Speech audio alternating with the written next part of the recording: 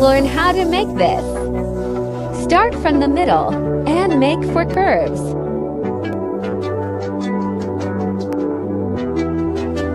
Then connect the end point with next curve.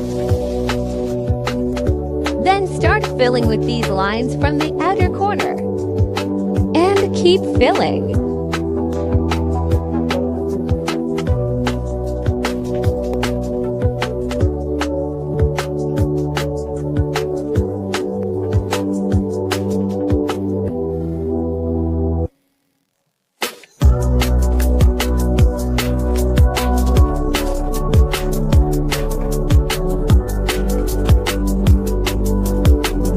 Now take a compass and draw a circle round. And fill in with same pattern.